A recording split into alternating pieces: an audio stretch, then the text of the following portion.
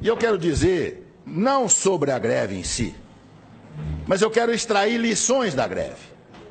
E gostaria de chamar a atenção de todos para alguns problemas que nós vamos começar a vivenciar daqui para frente, a partir do momento em que o povo começou a perceber que ele verdadeiramente é o detentor do poder. Começou a perceber que o que está escrito na Constituição Federal, que todo o poder emana do povo, não é só para estar escrito, é para ser praticado.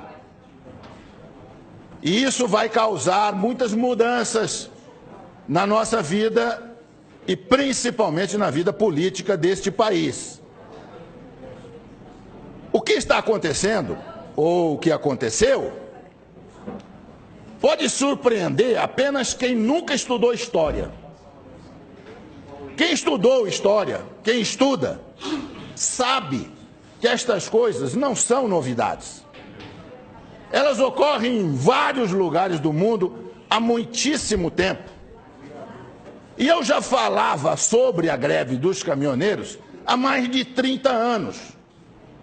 Se alguém aqui duvidar, dá um convite, entra na minha página do Facebook e os senhores vão ver diversas manifestações de ex-alunos meus, lembrando que eu dizia em sala de aula que um dia os caminhoneiros descobririam aqui o poder que possuem e que o dia que isso acontecesse, nós viríamos coisas que nunca pensamos em ver. O que eu era? Uma pitonisa? Um adivinho? Não, um sujeito que estuda e que conhece a história. E eu convido os senhores também, se quiserem entender o que eu estou falando, a procurarem. Não temos mais videolocadora, mas procura no Netflix, procura no Now. 2 filmes. Um chamado Fist, F-I-S-T, com o Sylvester Stallone, antes dele ser o Rambo, antes dele ser o Rock. Ou então peçam um filme chamado Hoffa, H-O-F-F-A, com Jack Nicholson. Os 2 filmes tratam do mesmo problema. O que os caminhoneiros fizeram nos Estados Unidos na década de 60. O presidente do Sindicato dos Caminhoneiros da América do Norte, dos transportadores de de carga, o Jimmy Hoffa, um dia à noite foi buscado em casa por 4 pessoas e nunca mais se ouviu falar dele. Nem o rastro, nem o cheiro.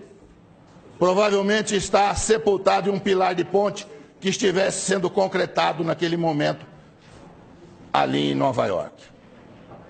E lá nos Estados Unidos inteiro dizem que foi o Kennedy quem mandou matá-lo, porque não aguentava mais o que os caminhoneiros estavam fazendo com o governo americano. Assistam o filme. Tem 50 anos esse filme. E eu já dizia para os meus alunos, então, o dia que os caminhoneiros do Brasil descobrirem isso. E os caminhoneiros do Brasil não tinham organização que os americanos tinham, porque isso foi possível graças ao rádio PX que eles tinham em cada caminhão. Cada caminhão tinha um rádio PX, num determinado momento houve um comando e eles simplesmente pararam os Estados Unidos. Nós não tínhamos rádio PX, mas de repente descobrimos que temos uma coisa que funciona quase tão bem ou melhor, chamado WhatsApp. Os senhores não fazem ideia do que o WhatsApp vai fazer daqui para frente. Se a sociedade brasileira descobrir que se ela se organizar, ela tem o mesmo poder, nós vamos ficar abismados com as coisas que vão acontecer nesse país.